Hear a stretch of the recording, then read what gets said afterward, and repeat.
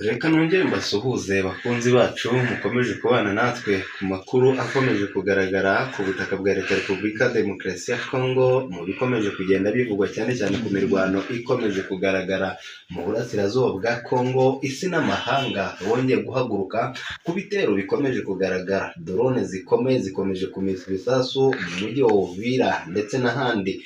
Ni inkuru dukesha bimwe mu bitangazamakuru bivuga ko mu mujyi wa Uvira hongeye kugaragara imirwano ikomeye, ndetse isi n'amahanga bongeye guhaguruka bamagana ibitero bikomeje kugaragara mu bice bitandukanye bya teritwari ya Masisi ndetse na Minembwe. Byose tugiye kubigarukaho mu buryo burambuye, ndetse mbahaye yambo mwe mudukurikirana umunsi ku wundi bikomeje kugenda n'ubundi bigaragara mu bice bitandukanye bya Uvira.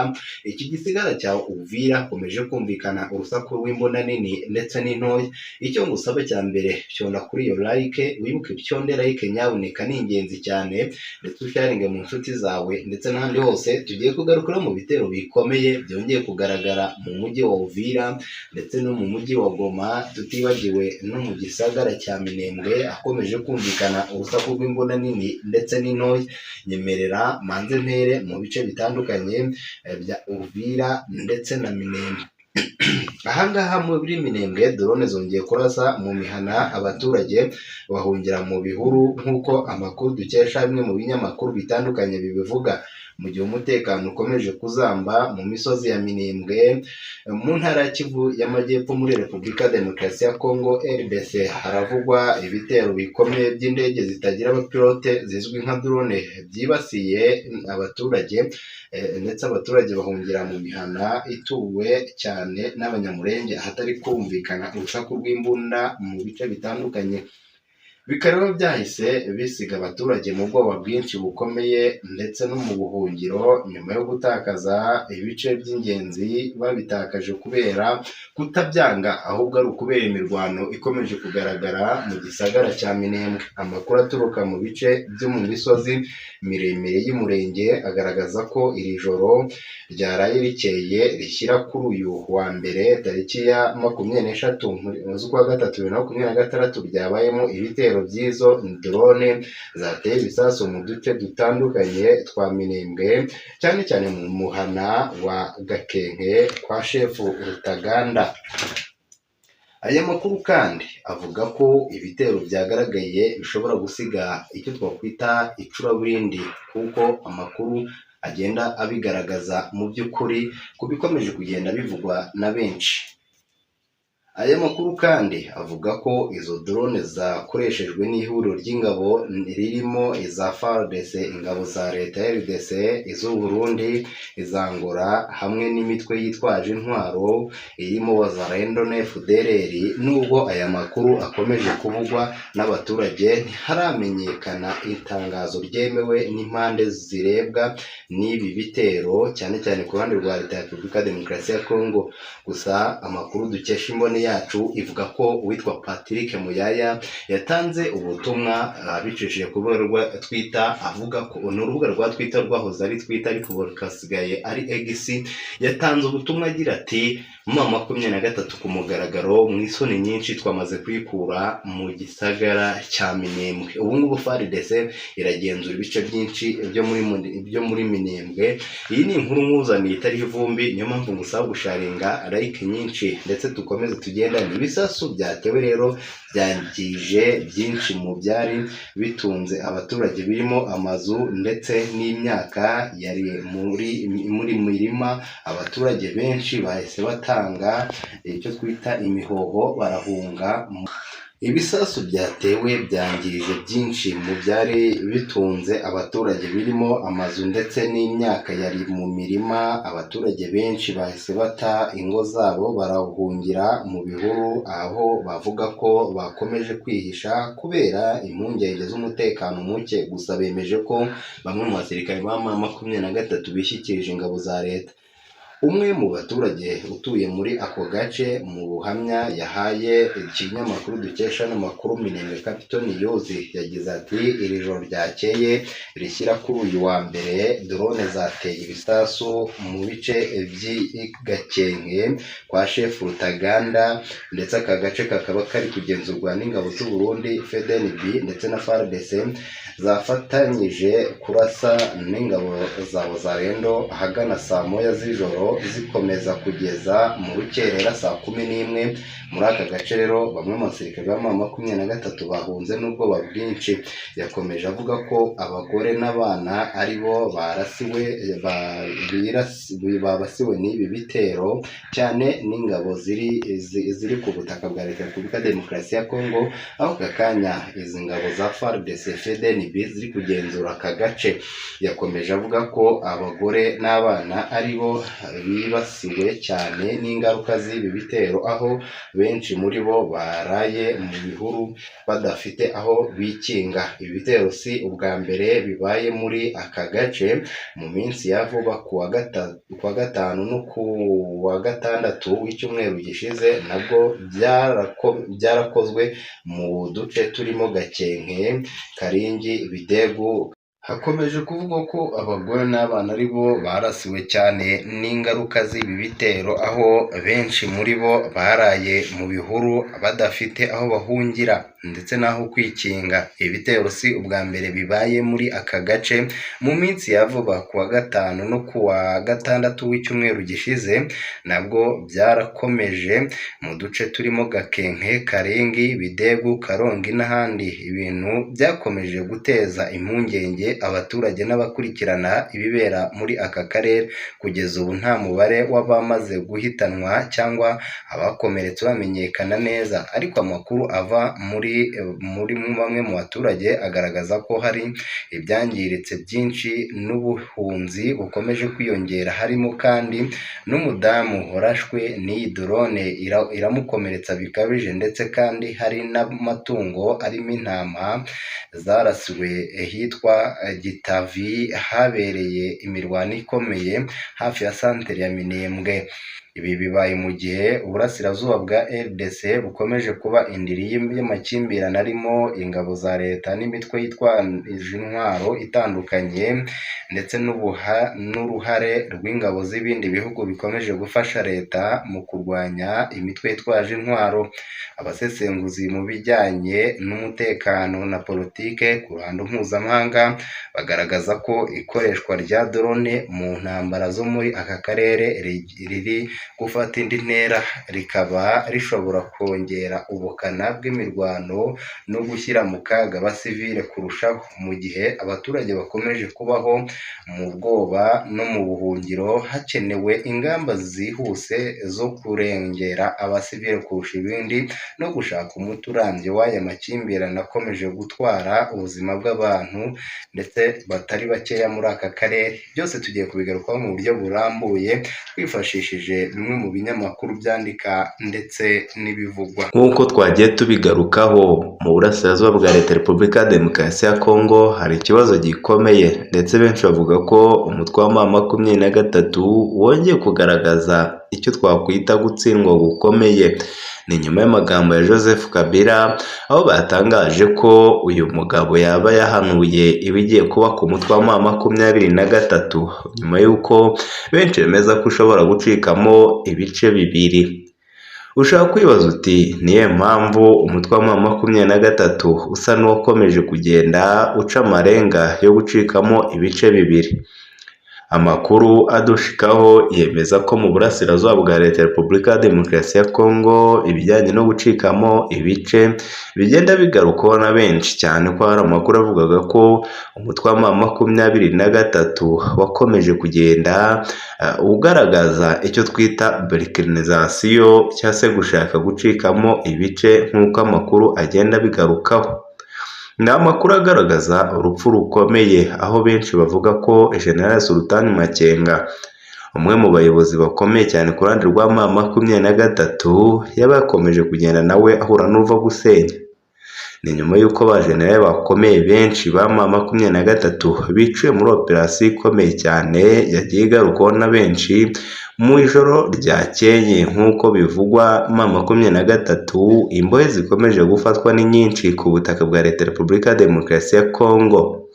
Iminembwe kandi haracyumvikana urusaku rw'imbunda nini ndetse n'intoya mu bice bitandukanye, byongeye kugaragaza imirwano itandukanye yasize bamwe mu basirikare bakomeye cyane ku ruhande rw'uyu mutwe wa M23 bahasize ubuzima nk'uko amakuru adushikaho abyemeza. Ibitero kandi birakomeye nyuma y'uko mu gitondo cy'imiborogo cyagiye kigaragaza ko ingabo za M23 ziri kugenda zirushwa imbaraga n'ingabo za FARDC. Ibi nabyo bigashyira igitutu gikomeye ku makuru agenda agarukwaho na benshi bavuga ko izi nyeshyamba z'umutwe wa M23 ziri kugenda zitsinga urugamba buhoro buhoro, bishobora gushyira igitutu gikomeye kuri izi nyeshyamba. Amakuru kandi avuga ko ibikomeje kubera ku butaka bwa Leta ya Repubulika ya Demokarasi ya Kongo bisa n'ibyongeye kugaragaza ko intambara itazigera irangira mu burasirazuba bwa Leta ya Repubulika ya Demokarasi ya Kongo, kugeza ubwo bamwe mu bakurikiranira hafi iby'imirwano igaragara mu burasirazuba bwa Leta ya Repubulika ya Demokarasi ya Kongo ishobora guteza urunturuntu nk'uko amakuru adushikaho abyemeza. Ni nyuma y'uko uyu mutwe wa M23 wongeye kwishuka ukajya mu bice bitandukanye byo mu gisagara cya Uvira, ariko iza kubahura n'uruva gusenya nk'uko amakuru atugeraho abyemeza. Bamwe mu basirikare bakomeye cyane ba M23 baza gufatwa mpiri n'ingabo za leta.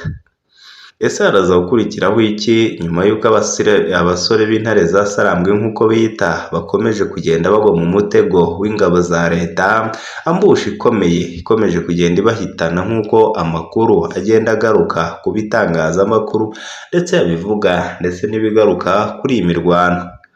Ni nyuma y'uko benshi bavuga bati Uvira imbunda nini n'abasirikare 10,000 ba M23 bamaze kugera mu mujyi wa Uvira, ariko abarenga 1,000 bamaze gufatwa n'ingabo za leta zibashyikiriza bamwe mu bakurikiranira hafi iby'ibi bitero. Uvira ni kimwe mu bice bikomeje gushyirwa mu majwi ndetse ni kimwe mu bice bikomeje kugenda bigarukwaho na benshi bavuga ko Uvira, iki gisagara cya Uvira, umutwe wa M23 wanze agasuzuguro ndetse ngo ukagaba ibitero mu mujyi wa Uvira ushaka kwihorera kuri Perezida Félix Antoine Tshisekedi ndetse na Evariste Ndayishimiye, Perezida w'u Burundi. Ariko ndakubwiza ukuri, operasiyo zikomeye turabagezaho mu gitondo ziraba ziteye ubwoba zigaruka kuri ibi bivugwa ko ingabo z'u Burundi zakoze akantu zikivugana bamwe mu basirikare bakomeye ku ruhande rw'izi nyeshyamba z'umutwe wa M23 mu gisagara cya Uvira. Muri iki gisagara cya Uvira haracyavugwa ibitero bikomeye byongeye gusiga ubuzima bw'abanyekongo bugiye mu kaga nk'uko amakuru adushikaho abyemeza. Amakuru avuga ko bamwe mu basirikare bakomeye cyane ku ruhande rw'ingabo za leta bongeye kugaragaza ubushake ndetse no kuba baha isomo rikomeye izi nyeshyamba nyuma y'uko zakomeje kugenda zivuga ko ziteguye kugaba ibitero muri iki gisagara. Ni nyuma y'uko Uvira imaze iminsi ivugwamo ibitero bikomeye ndetse M23 ikaba ikomeje kuhakubitirwa nk'uko amakuru adushikaho abyemeza. Benshi bakomeje kuvuga ko mu gisagara cya Uvira imirwano yongeye gusakiranyisha impande zombi, abasirikare benshi bakomeje kuhasiga agatwe, bandi bahasiga ubuzima nk'uko aya makuru abyemeza. Ibitero kandi bikomeje kugaragara mu gisagara cya Uvira biteye ubwoba cyane kuko benshi bavuga ko iyi mirwano itazigera irangira mu gihe impande zombi zitakwicara ngo zisase inzobe bemere gushyira umukono ku masezerano y'amahoro, dore ko M23 muri iri joro isa n'iyakuye n'uruva gusenya muri iki gisagara cya Uvira, aho amakuru adushikaho yemeza ko imirwano yongeye gusiga bamwe mu baturage bemeza ko umutwe wa M23 wowe n'uruva gusenya.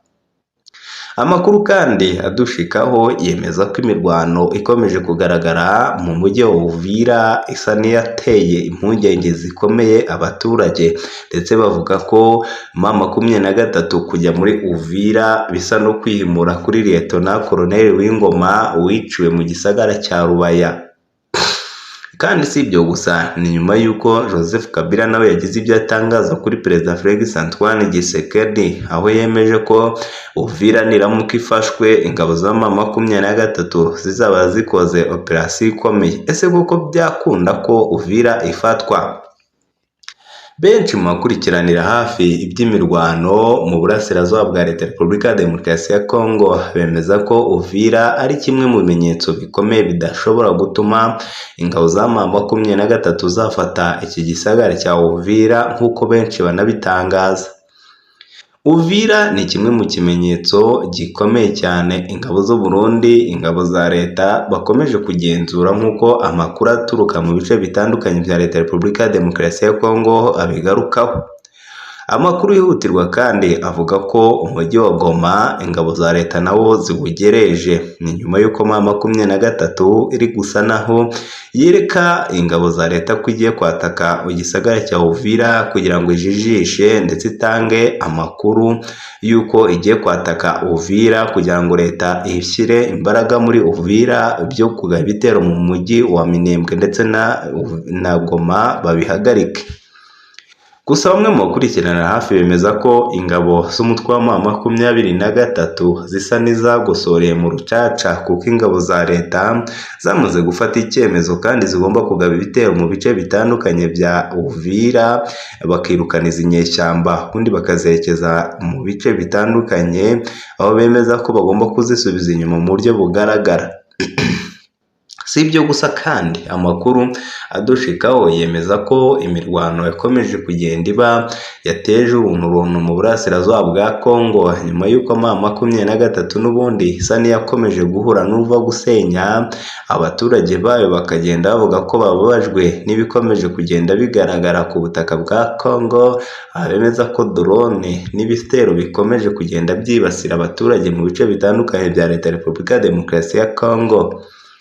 Ni nyuma y'amagambo y'ubwishongozi perezida wahoze ari perezida wa Repubulika ya Demokarasi ya Kongo RDC kuva muri 2001 kugeza muri 2019 yagize ubutumwa agenera perezida wa Kongo ndetse na M23 atanga amarenga ko ishobora gucikamo ibice bibiri, kandi yagaragaje impungenge zikomeye ku hazaza h'ibihugu byombi yaba u Rwanda na Kongo. Avuga ko biri mu bihugu biri mu nzira yo gusenyuka burundu, aho kuba gusa gucikamo ibice nk'uko babivuga.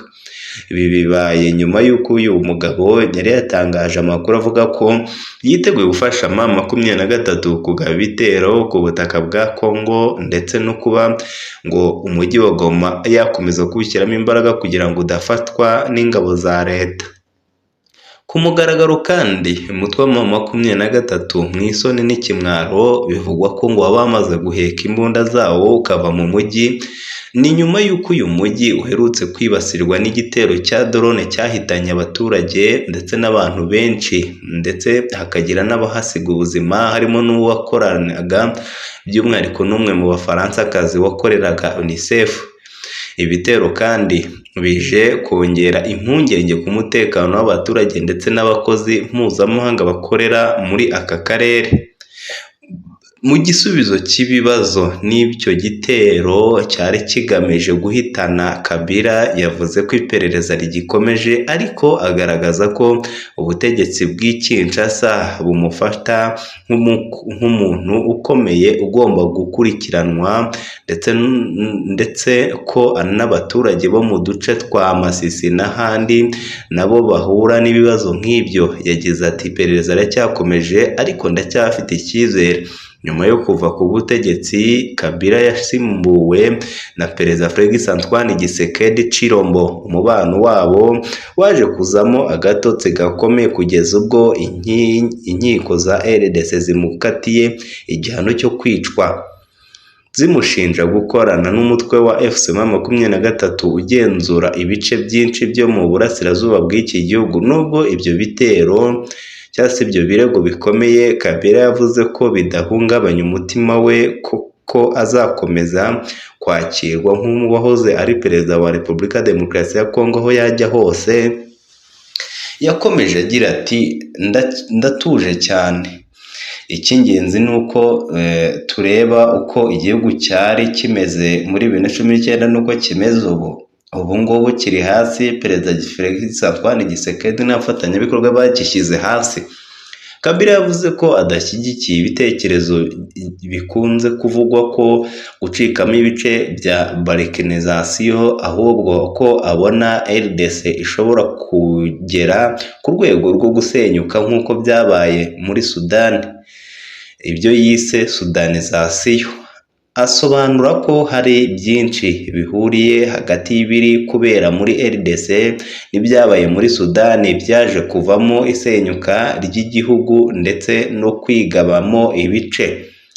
Hagati hari byinshi bisa hagati y'ibiri kubera muri RDC n'ibyatumye Sudani isenyuka, niko babibona. Iyi mvugo igaragaza impungenge ko mu gihe nta ngamba zihamye zifatwa, igihugu gishobora kwisanga mu bibazo bikomeye birenze ubushobozi bwacyo bwo kubikemura. Kabila yibukije ko muri 2001 igihugu cyo muri Kongo mu ntambara zikomeye ariko bafataga icyemezo cyo gushaka amahoro binyuze mu biganiro. Ibyo byaje gutuma haboneka ituze ryagejeje ku masezerano atandukanye y'amahoro. Ariko yagize ati twari dufite amahitamo abiri: gukomeza intambara cyangwa se gushaka amahoro. Twahisemo rero inzira y'ubwenge, ariko mumbwire leta y'ubu. Aha yagaragaje ko abayobozi b'ubu batari gukoresha iyo nzira, ahubwo bahisemo gushyira imbere intambara aho gushyira imbaraga mu biganiro by'amahoro. Kabila yanenze cyane ubutegetsi bwa Kinshasa, abushinja imiyoborere mibi no kudaha agaciro itegeko nshinga rya RDC. Yavuze ko ibi ari bimwe mu bikomeje guteza umutekano muke n'ivangura mu gihugu. Mu gusoza ubutumwa bwa Joseph Kabila ni impuruza ikomeye ku bayobozi ba RDC n'abanyekongo muri rusange ko igihugu kiri mu nzira ishobora kuganisha gusenyuka niba hatabayeho ihindura imiyoborere no gushyiramo inzira y'ibiganiro aho gukomeza intambara.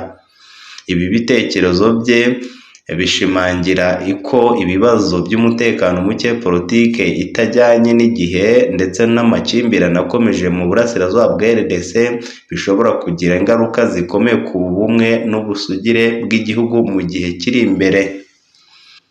Joseph Kabila yarakomeje kuvuga byinshi bitandukanye turi bugende tugarukaho mu nkuru zacu zikurikira. Mu nkuru zacu ziraza kuba zikurikiriza. Ndagushimiye kandi ngusaba kujya uba mbere ku makuru tukugezaho ndetse usharinga ibiganiro byacu bigere kure.